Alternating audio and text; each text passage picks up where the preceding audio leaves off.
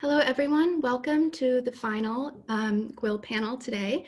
We will be meeting with Dr. Supriya Garikipati and Dr.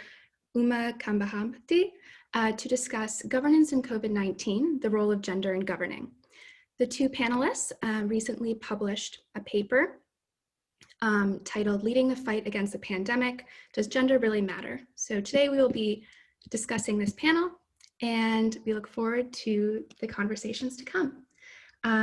Dr. Kambhamptati is a professor of economics and head of the School of Politics, Economics, and International Relations at the University of Reading, where she's been teaching since 1998.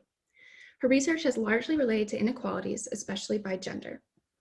In recent years, she has worked on women's empowerment and well-being, including women's labor market participation and life satisfaction. During the COVID pandemic, she's written about the role played by female leaders in tackling the pandemic and about the impact of the pandemic on supply chains, especially in the pharmaceutical sector. Dr. Garikipati is an associate professor in gender and development at the University of Liverpool. She completed her PhD in development economics at the University of Cambridge, where she was a recipient of the Nehru Cambridge and the British Chevening scholarships. She is now a reader in development economics at the University of Liverpool Management School, where she also teaches the subject. She is the co-director of India and the World Research Center and coordinates the Development Research Initiative. Her key research interest is in evaluating the interplay between economic policy and gender. Her work examines the impact of public policy interventions on the socioeconomic well-being of girls and women living in developing countries using an intersectional approach. Thank you again to both of our panelists for joining us. We're so excited to hear about your research and particularly relating to governance and during COVID. So to start off, Uma, would you mind discussing the article that you co-authored, Leading the Fight Against the Pandemic, Does Gender Really Matter? Is among the most comprehensive studies looking at gender and governance during the pandemic. To start us off, could you please walk us through the main findings of the report?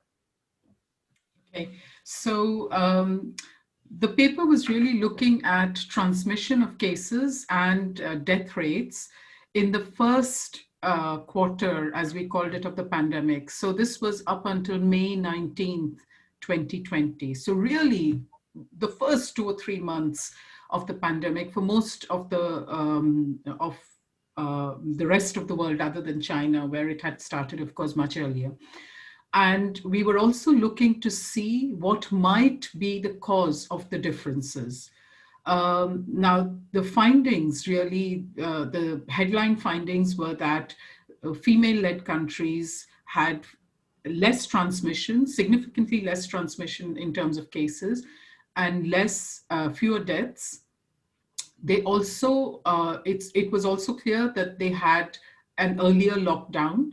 So they locked down significantly fewer deaths before male-led countries. Now, there are qualifications, of course, in terms of the results and in terms of the data we used, but I'm sure we'll come to that. Thank you. Backing up a little bit, Supriya, would you mind discussing what inspired you to undertake this study? Right. Well, if you cast your mind back to the initial months of the ongoing pandemic, you may recollect that there was a lot of talk in the media about the effectiveness with which some women leaders were handling the COVID-19 crisis.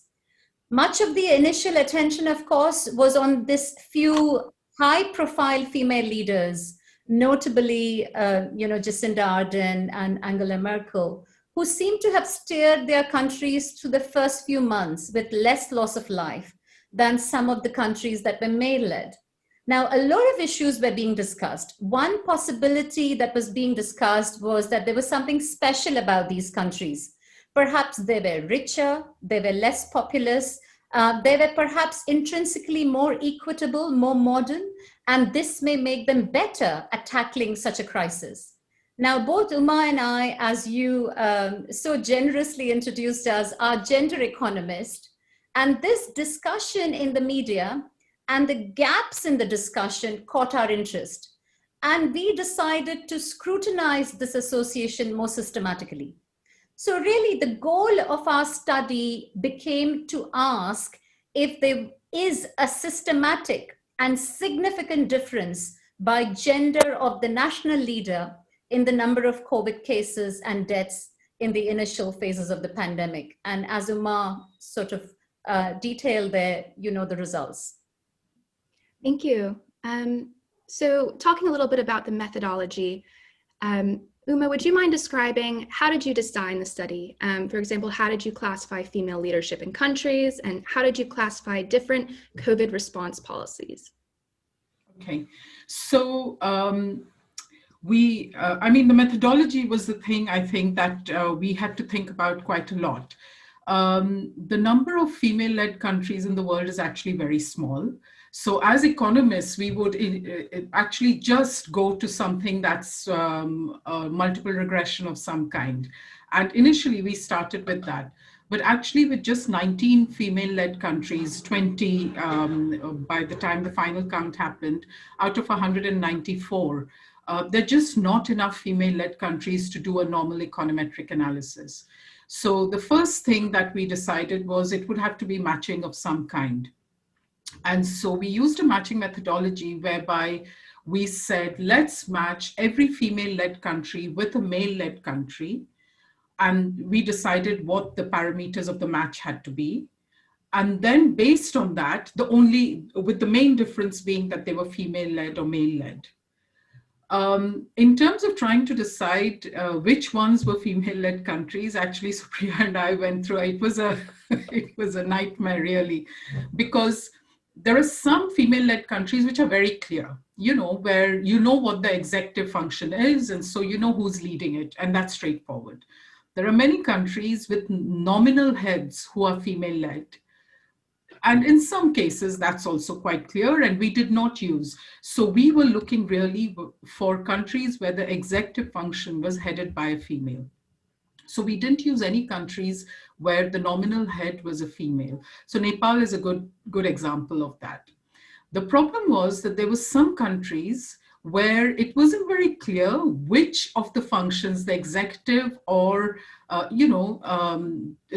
there might be both a prime minister and a president, and it's not always obvious which one has more power. And in that case, we actually had to go and look at newspaper articles around that time to try and figure out, you know, who within that country actually has more power and more say in making these decisions. So really identifying who the female leaders were and then identifying this methodology of matching were the two things that we had to do. And then of course, deciding the basis on which the match happened. So we used all of the usual indicators that we thought might influence transmission and death.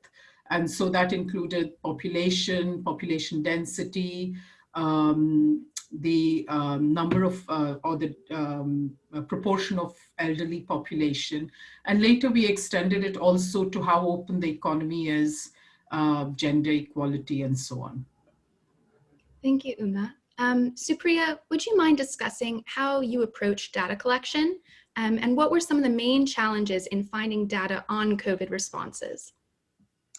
Yeah, sure. I mean, some of it Uma has already talked about, but just to take you through the nitty-gritty of how we did it, we started gathering information on total COVID deaths and total cases up to May 19th, and later extended the results to December 10th.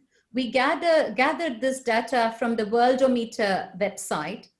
It is important here to note that because of the lack of testing, cases were most likely underreported. And there was also no standard protocol on how deaths are recorded across countries. So different countries really did their own thing. So in some countries, if the death happened within 28 days of a COVID positive test, then it was recorded as a COVID death, whereas other countries did not do this. They looked at the underlying cause for death, and that could have been anything else, you know, like TB, pneumonia, or cancer. Now, we combined this data from Worldometer website with other long established data sets to sort of get data on some of the covariates that Uma mentioned, like income, demographic variables. And these data sets are long established, so they were most reliable in our view. These are the two worth mentioning are World Development Indicators and UNDP's Human Development Indicators. Again, Uma's mentioned about the challenge that we faced with, identifying male and female-led countries. This was completely surprising to us. And some of the examples that she has said about Nepal is obviously very pertinent. The other two examples that we struggled with are Switzerland and Namibia. So for instance, Switzerland has a collective, the Federal Council serves as a collective head of state. And it so happened that in 2020, the role of the president had passed on to a female leader. And on the other hand, Namibia had more than one head of state. And in 2020, it had both a male and a female as head of government. And that's something that required us to read newspaper articles, as Uma's already mentioned, in order to understand what the political system was, who really had the executive authority, and so on. So really that was, in summary, how we went about the data gathering and sort of resolving some of the challenges around the data. Thank you for so eloquently detailing the methodology and data collection. Just a reminder to the participants, please submit any questions you may have for the panelists using the Q&A function. Continuing, obviously the pandemic has been a challenge for all of us, particularly as students having to virtually go to class. Could you perhaps, Uma, detail what challenges you and Supriya faced in conducting your research during the pandemic and how that influenced your study? I think you won't like this answer, but actually it was really simple. Once we figured out what the methodology was going to be, the really stressful part of it, actually for both of us, was the number of female-led countries. Which ones were female, which ones were male-led, and of course it's only at the margins, but at the margins it makes a lot of difference. So what our exact sample and how to identify the countries in our sample was a bit stressful. It had nothing to do with COVID. I think the fact that we were both working from home actually meant that we had a little bit more time to do it, whereas under normal circumstances, we'd have been commuting or doing whatever, and we might not have had time for this. So it was much quicker than we might have expected. Thank you. Supriya, would you mind explaining or perhaps highlighting what surprised you the most from your research study? Oh, okay. So, the study was full of surprises. How few female national leaders there were was the first surprise. How difficult it was to identify and discern between female and male-led countries. At times, that was surprising, but I think we've talked enough about that. And how come there were no studies so far that compared performance between female and male-led countries? No one had proposed a fair and reliable methodology so far. That was also surprising. And how masculine the literature on leadership was. That was a very big surprise to us. But ultimately, I think if I have to choose a winner, then I would say that it was the robustness of our results that surprised us the most. We did all kinds of things to see if the results would change, but they remained robust, which was ultimately, I think, the prize winner for among the list of surprises that we came across. Thank you. Would you mind expanding on the masculine nature of some of the literature you came across? Yeah, absolutely. See, I think one of the things that I'm hoping that this work does is rekindles the debate around successful leadership.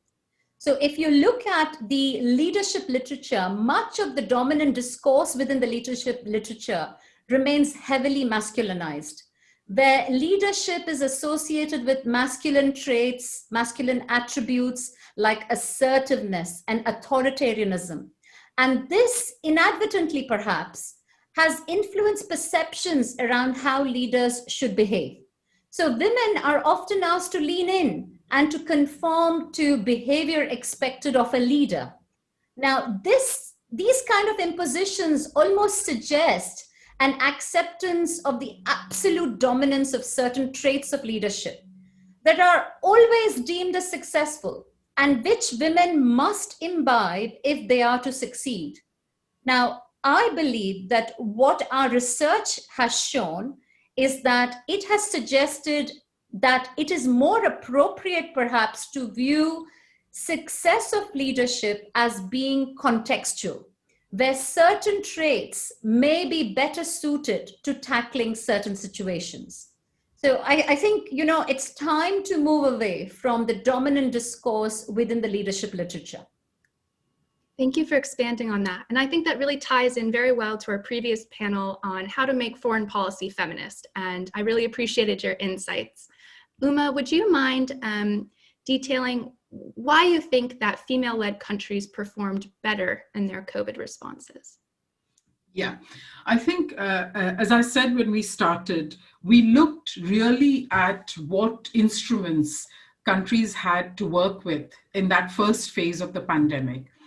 And given that most countries did not have enough equipment for testing and tracing, and most countries did not have the systems for tracing, really there wasn't much room for maneuver except shutting down. And so the real question for us was, how quickly did female-led countries shut down relative to male-led countries? So we did actually test that, and we found that female-led countries locked down 24 deaths earlier than male-led countries. Now that's an average figure, but if you think that this is a period, and the pandemic has shown us that deaths increase exponentially, 24 deaths is actually a lot. And you can imagine why then that multiplication happens so quickly in the male-led countries. What we also found, and we were thinking about this as to why female-led countries locked down. I mean, they had the courage to lock down so early, right? I mean, it required a lot of guts at a time when most of the world was saying, oh, well, it can happen in China, but we can't lock down. And it seemed to us that there were two things that were happening here. One, female-led countries, women leaders, actually were able to make a decision really quickly. Two, that meant that their priorities were very clear to them. So they were very clear that lives mattered. Yes, the economy mattered, but the economy would come second. I think with male-led countries, the weight that was given to lives and the economy was sort of 50-50, and they weren't quite clear about how to weight each of these. And it wouldn't have been a lot of time. In the UK, for instance, the expectation is that they probably lost 2 weeks, but 2 weeks in the life of this pandemic is actually a lot of deaths. And I think that's really the way it worked. We have done some work since then, looking at communications, the speeches given by the leaders during that time. And it does feel as if the male leaders really were doing this balancing act between lives and livelihoods, whereas the female leaders sort of prioritized lives. Now, in the long run, we might, all of us, make different decisions about which is more important. But I think at that time, that mattered, and that's what gave us the results. Thank you so much, Uma. Reminder to the participants to please submit questions we have for the panelists. Supriya, what do you think the key takeaways from the report should be? Well, I think I've sort of covered one of the key takeaways where I talked about, this dominant discourse within the leadership literature being very masculine. But there is, I believe, one other key takeaway, and that is to sort of really understand the importance of diversity in leadership, not merely as a way of ensuring or signaling gender equality, which may, of course, have its own value, but actually to promote efficiency. Now, our results point at the idea that women's leadership is different, and that in the context of the pandemic, which posed a very particular kind of challenge, this different style of leadership proved to be better. Now, given that challenges institutions, nations, firms face vary in their context and characteristics, it seems quite clear that diversity in leadership, diversity in the people who are making decisions will prove to be a major advantage in managing and minimizing risks. Now, then such diversity then should not simply be a matter of equity, but it should become a matter of efficiency. And I think that's really the big takeaway. You know, women's leadership is different. Let's celebrate this difference. Let's celebrate the diversity in leadership, and let's value it for what it means, not just as a signal for gender equality, but actually as a prerequisite for success of a firm, as a prerequisite for managing and minimizing risk, and a matter of efficiency. So diversity really should be a matter of efficiency more than anything else. That's, oh, I feel emotional. That was beautiful. Thank you. Uma, how do you feel that the findings from this study fit into previous research on gender and leadership? Well, I think as Supriya has already said, most of the existing literature on leadership was very masculinized. You know, there was, as we say in the paper, it was very clear that when you talked about leaders, you talked about men. There are quotations in the paper that say, well, the world history can be written from the biographies of 6 great men or some such thing. So there's a lot of literature that implies that. Our study clearly indicates that when you're talking about leadership, you're talking about the ability to push ahead and to be resilient in the context of a crisis. Now, the reason why we think looking at the first stages of the pandemic was really important was because it required instinctive responses. You know, that was not the period where institutions could have made up for a leader's lack of response. As the pandemic has progressed, institutions could step in, and we've seen that across the world, whether a leader has a particular view or not. America is a good example of that, right? Even under Trump, despite Trump having a very particular view of the pandemic, institutions in America actually stood pretty strong in terms of being able to push ahead. But I think in that initial phase of the pandemic, the crisis mattered, and then instinct matters.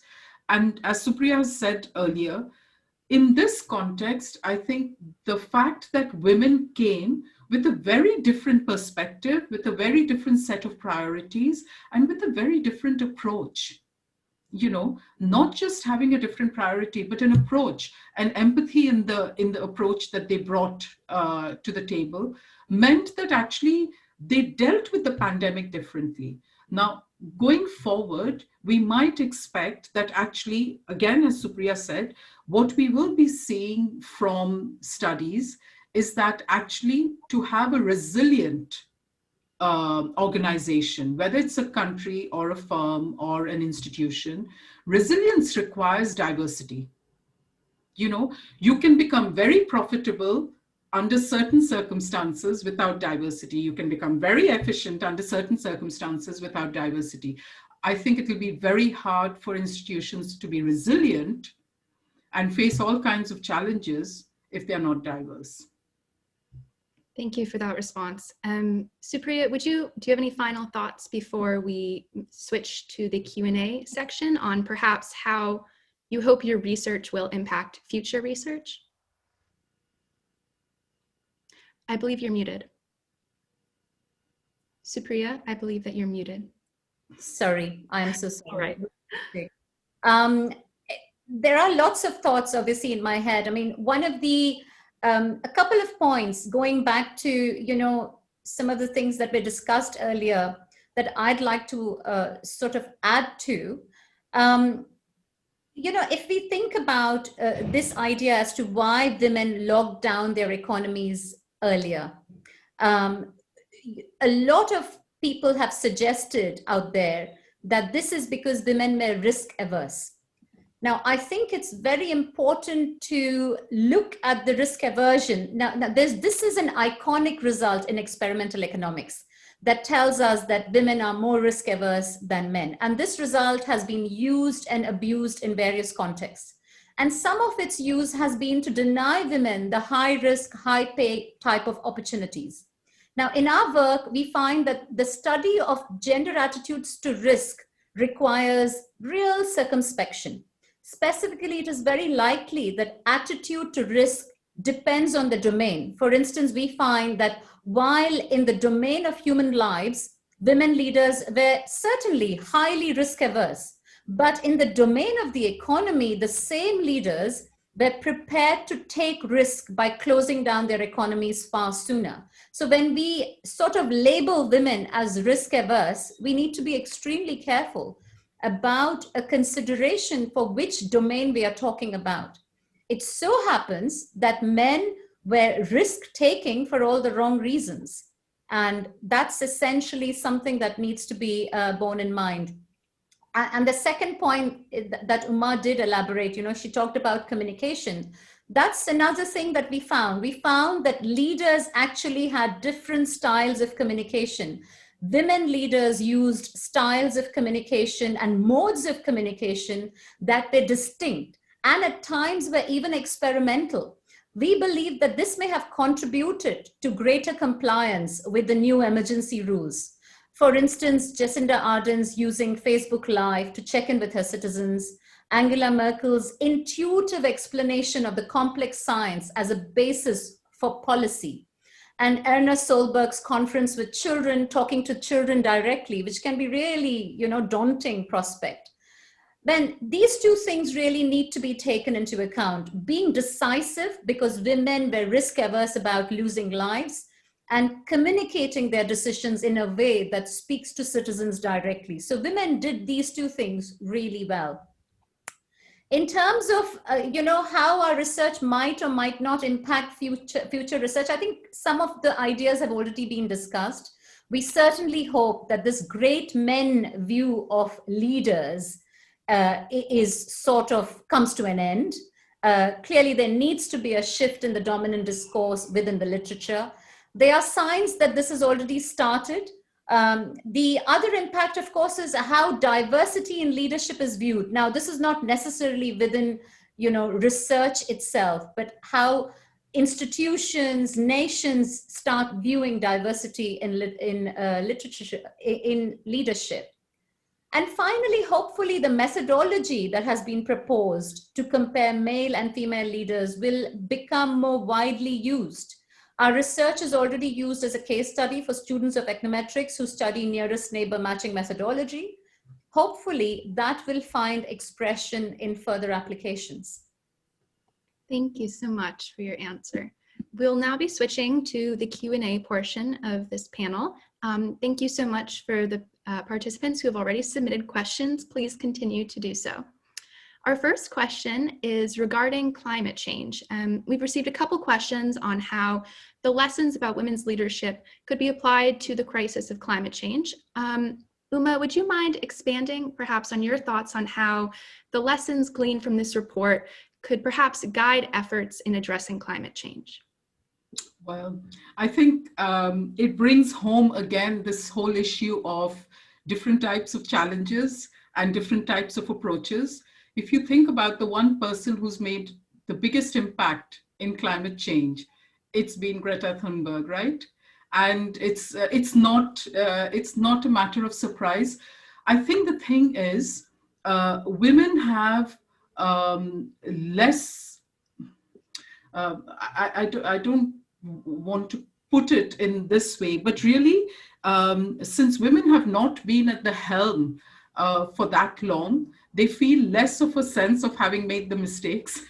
And so I think can come at things with a different approach. We know, for instance, there is experience of environmental activists in India, many of whom are women. I mean at grassroots level. I'm not talking about the leaders of activism, but actually at grassroots level, it's the women who have been who have fought for forests, who have fought for rivers and so on, because they know how important these these resources are to their own lives and livelihoods. And so I think, in a sense, do I know whether this paper will achieve it? No, I don't. But on the other hand, do I know that women bring a very different view and approach to climate change? Yes, they do. Exactly in the same way that they brought a different approach to the pandemic and to lives during this pandemic.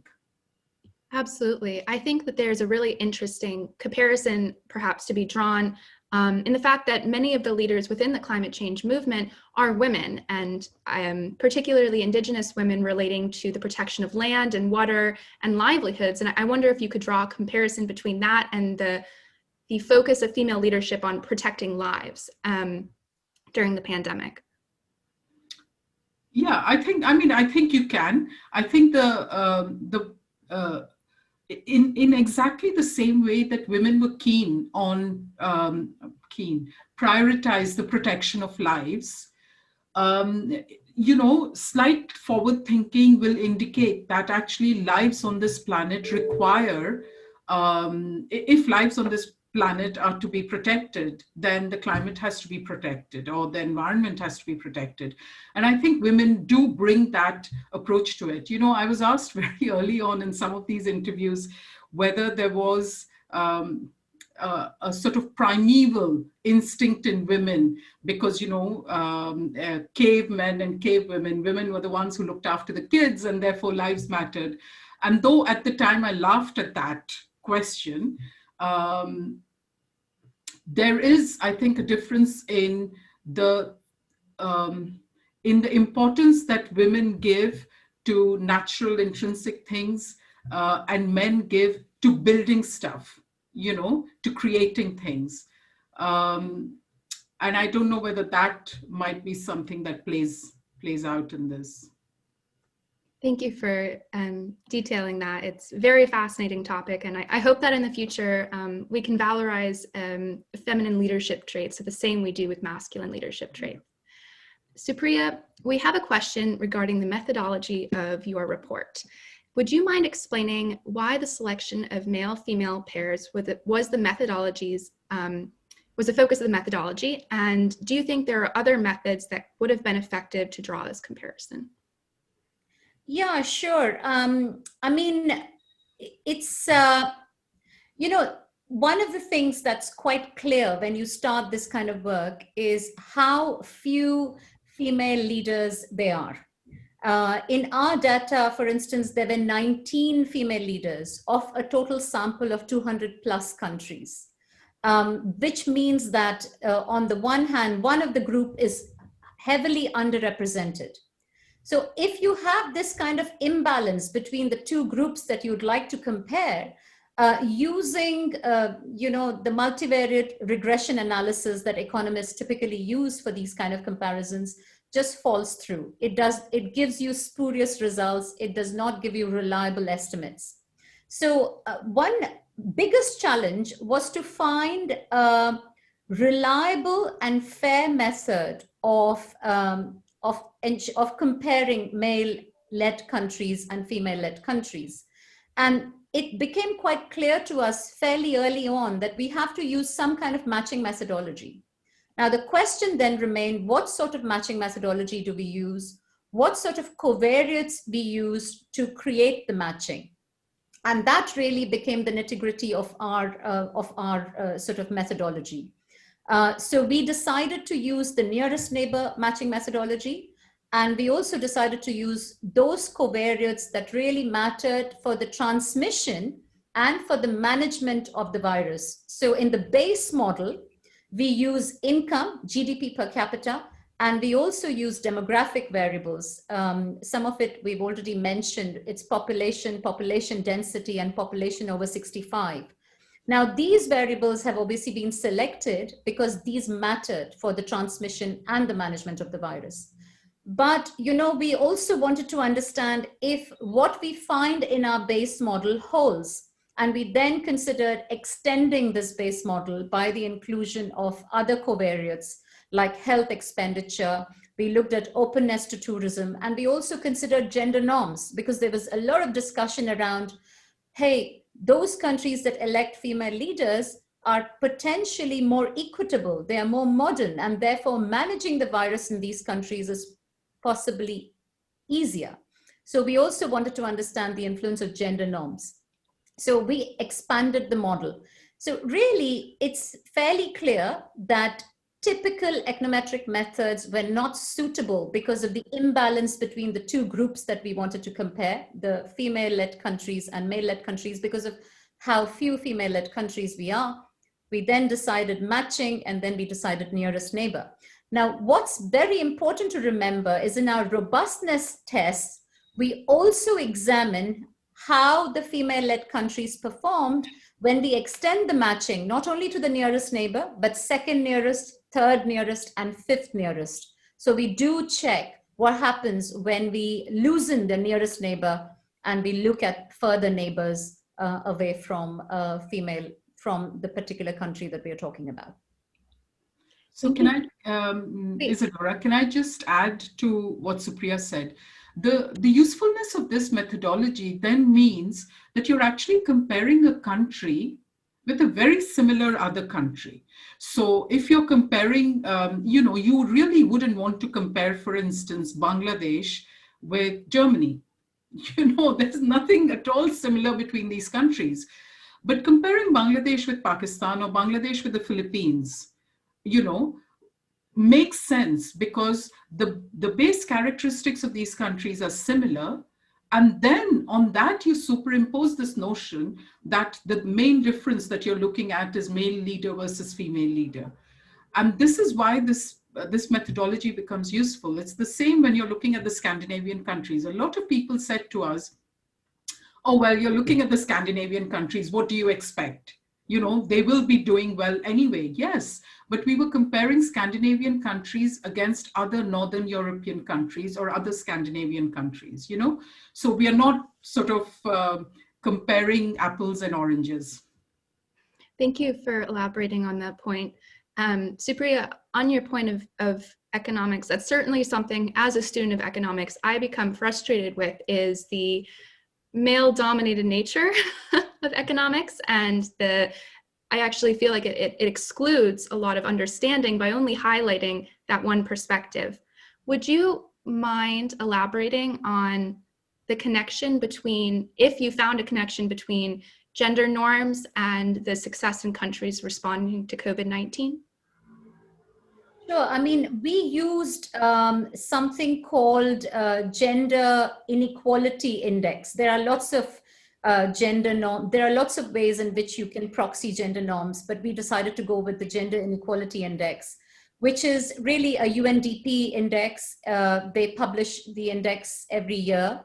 It kind of reflects a society's view of women as equally worthy and capable of participating in critical socioeconomic processes, including holding political positions of importance. And it's made up of three distinct components: health, empowerment, and women's labor market participation. So we found it quite robust in that sense. When we included it, we were expecting the results to change because we thought that gender norms really would make a difference. And I believe the results did change slightly in magnitude, but they remained significant, and the direction of the results remained consistent with previous ones.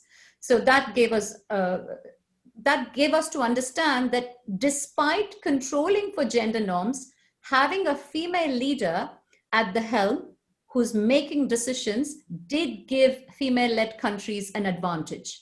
So even though we controlled for gender norms, so we were comparing two countries that had similar gender norms, that were more or less equitable in the sense of gender. And we then found that having a female-led country, despite controlling for gender norms, gave female-led countries that added advantage.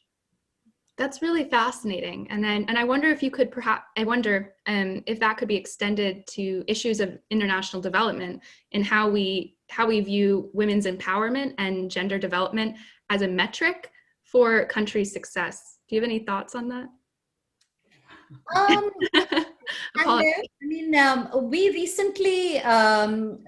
I recently completed a paper that looks at how international aid matters. So if international aid is targeting gender equality, then does the gender equality in the country matter? And if you're asking those kind of questions, controlling for gender norms becomes quite imperative. So I think it depends on your question, on your research question. So if you are looking at a research question where controlling for gender norms is not important, it's difficult for me to immediately think of such a question, then perhaps it's not so significant. But if you're asking for a gender question and then you're not then controlling for gender norms, then your results can be suspect. And so we didn't include it in our base model. What's important to remember is that our base model had to be really quite, the GII, the Gender Inequality Index, is not published for all the countries. So we had to be fairly broad with our base model. So we include as many countries as possible in the sample. And when we look at Gender Inequality Index, some of the countries from our sample had to be dropped because they just didn't have, the GII was not published for those countries. So sometimes data constraint also matters, and they sort of take over, and you're constrained by the nature of the data that you're able to access. And I think that's another problem that economists face. We are only as good as the data that we are able to get our hands on. So yeah, sure. Absolutely. Thank you so much for letting me put you on the spot in that question. Thank you again to the participants for submitting questions. We have a question regarding the perception of women as being inherently risk-averse. How do you think that we can combat this perception in both the private and public sector going forward? Uma, would you like to start? Yeah. Well, so I think it's interesting about whether this is just a perception or whether this is the reality for a start, right? And it's also important to think about the areas in which women are risk averse and the areas in which they're willing to take risks. So separating both of these out is really important. A lot of studies do indicate that women are risk averse in some domains. They also indicate that women are risk-taking in other domains. So risk aversion is not something broad that we should simply think, oh, well, this person is risk averse and this person is not. In particular, there is a difference among studies between loss generating domains and domains in which you make a gain. In the context of our study and the women-led countries, it was very clear that they were risk-averse with regard to lives, but they were risk-taking with regard to their economies. They were willing to lock down their economies significantly earlier than men. So the main leaders were actually not willing to take a risk with the economy. So you could just flip this on its head and say, well, the main leaders were risk averse with regard to the economy, but they were risk taking with regard to lives, right? And I think in a sense, we have to get away from this very broad notion of risk aversion and be a lot more specific. The private sector will have to do that, so will the public sector. And I think overall, it will become or I hope that it becomes part of the normal dialogue, that people actually think much more carefully about these constructs before they use them.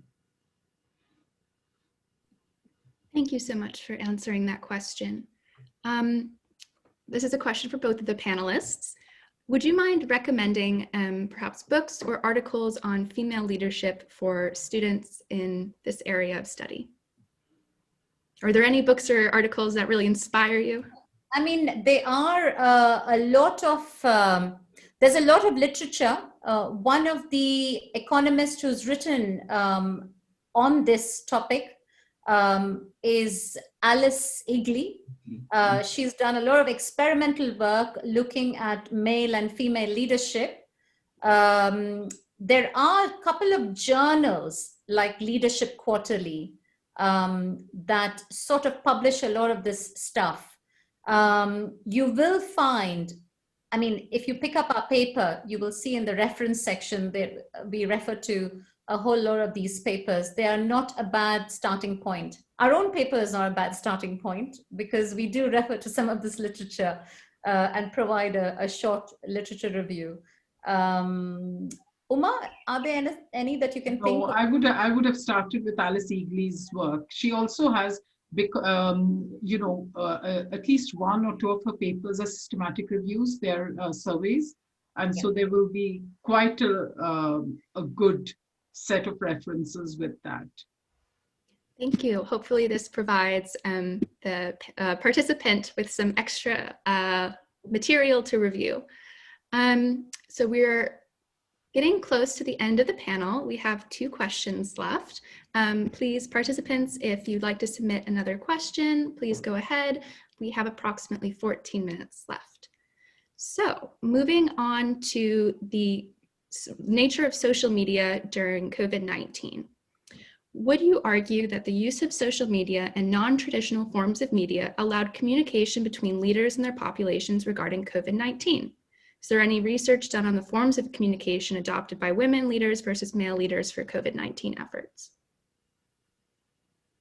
Yeah, well, I mean, as Supriya said in answer to one of the earlier questions, really the most innovative of the female leaders use social media very effectively. So whether that was Jacinda Ardern with Facebook Live or Erna Solberg, answering these children's questions, the important thing was how they came out and how they actually dealt with the questions that their constituents, their citizens had. As I said earlier, the communications work that we are doing, of course, looks at the formal communications. We are looking at speeches of each of these leaders, the speech, 3 speeches, the speech that they gave before lockdown, the lockdown speech, and the speech just after lockdown, to see the way in which they talk to their citizens.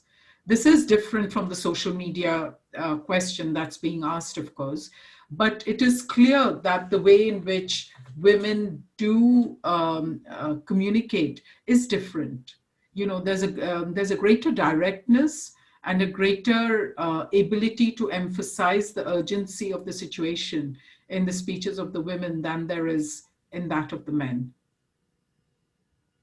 Supriya, do you have any additional thoughts to add? No, not really. I mean, much of the same. All the points that Uma has made are very pertinent. I think what we really saw, really, it was extremely appreciable the way female leaders communicated. When we were writing up this paper, in early June in 2020, obviously what was clear to us was that mode of communication was very distinct and different from what the male leaders were doing. Jacinda Ardern was literally doing a daily check-in with her citizens using Facebook Live. That was just fantastic, we felt. And I'm not a German speaker, but I have listened to Angela Merkel's speech when she explains R very intuitively to citizens. It's quite a complicated scientific concept, R, but she explains it to citizens as a basis for the policy announcement that she's about to make. So that kind of linkage really, justifies to citizens as to why the leader is taking this policy decision, and therefore compliance with the policy then becomes very high. And of course, showing empathy in talking to children and doing things that are slightly different. Now, of course, when we have taken a deeper dive into communication, so earlier we found that, the mode of communication was very different. And this sort of led us to intuitively question whether leaders were actually using different language when they were communicating. And when we started looking at the formal speeches that the leaders were making, we find that female leaders are much more direct. They are directly talking to their citizens. They're much more empathetic with their citizens. They understand the experiences that their citizens are going through. And that sort of seems to impact on the decisions that they are making, on the policy decisions that they are making. So it's very clear that female leaders and male leaders not only use different modes of communication, but also use different language in communicating with their leaders. Incidentally, leadership literature tells us that it is more important for women to have better communication skills to be elected as leaders.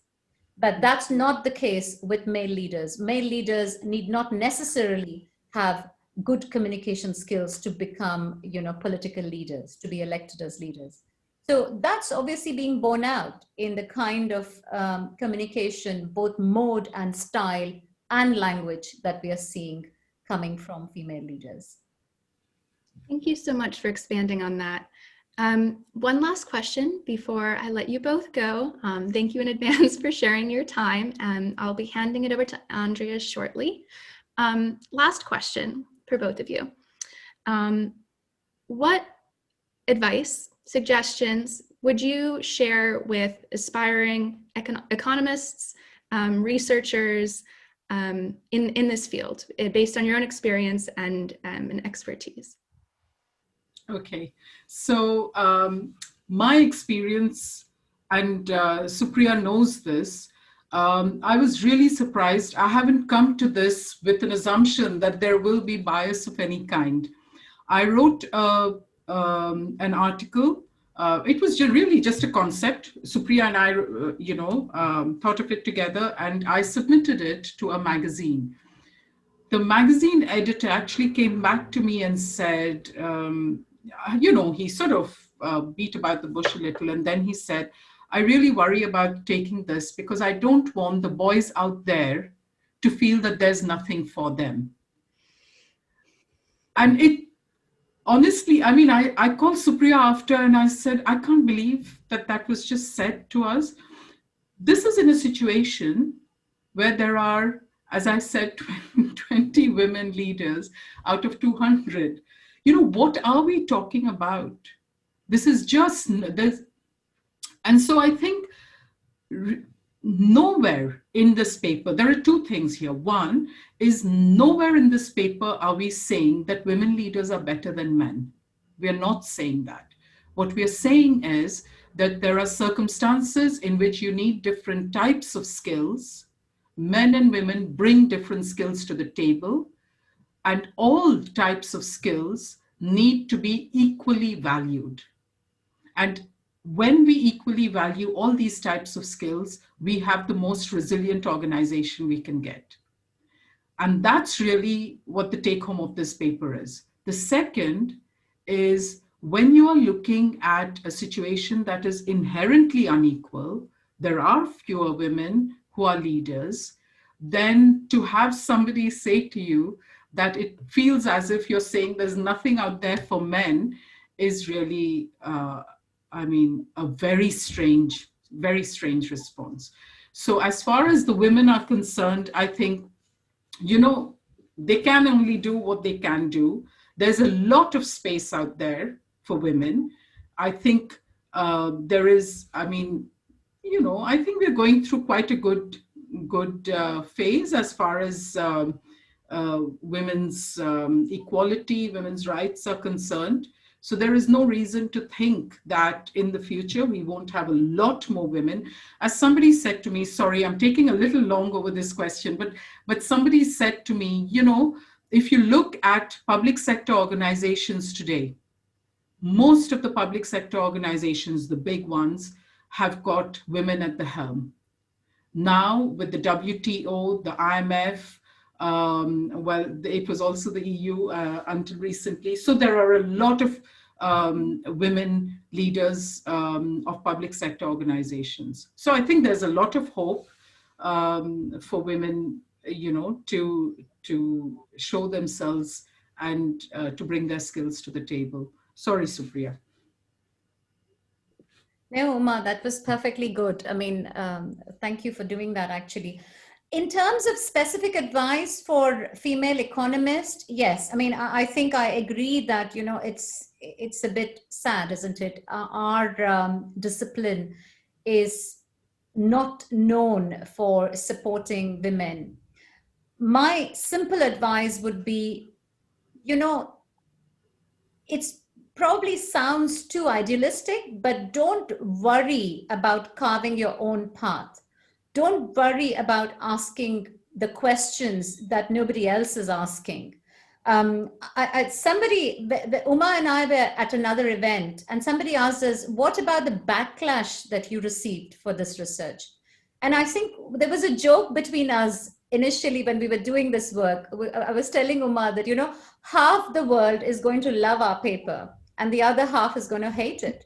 But just because that's going to happen, we knew that, right? When we found the results and we decided, let's write this up and publish it.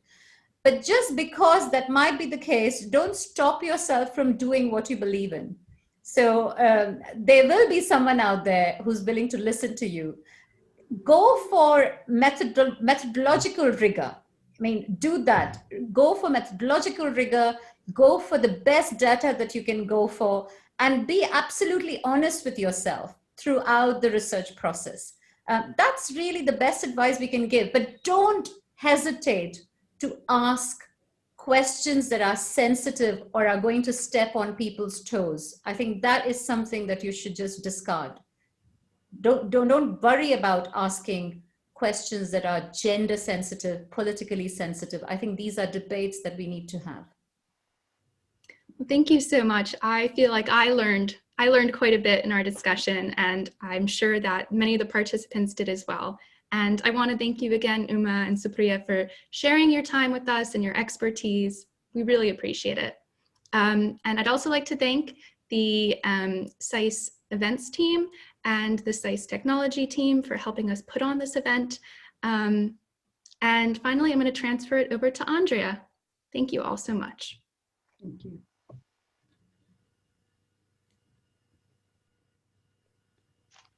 Hi, everyone. Thank you. Hi, everyone. Thank you so much for joining us today. I just want to take a few minutes to thank everyone for joining, and not just this panel, but the rest of the conference. This is officially the last panel of the conference, so it wraps up everything that we've done this past 3 days. And I just want to take a few minutes to really thank people personally that helped throughout the process. So I do want to thank the conference team, Camille Sachs, Susie Ko, Carolina Echeverri, and our GOAL president, Elizabeth Courtney. They really did a wonderful job in putting all this together, so many kudos to them. I also want to thank personally the SAIS BSU, or Black Student Union, specifically Theo and BEMNET, for all their help with the panels that they help co-sponsors and helping us get speakers. We also want to thank SAIS Women Lead, specifically Professor Chiedo Nguyen Kwor, for their support throughout the process. SAIS IT, like Isadora mentioned, especially Mo Wallahi and the rest of his team. And SAIS Events, Sonia Holmes and Brittany Manina, thank you so much for helping us throughout this whole process. And finally, we want to give a special thanks to Rosemary Tranner with the Development and Alumni Relations for their support. She has been extremely helpful, and we cannot thank her enough. And that basically wraps up this year's conference. We're excited to plan this again next year, so we hope to see you then. And for now, we'll have a good day, good night, wherever you are.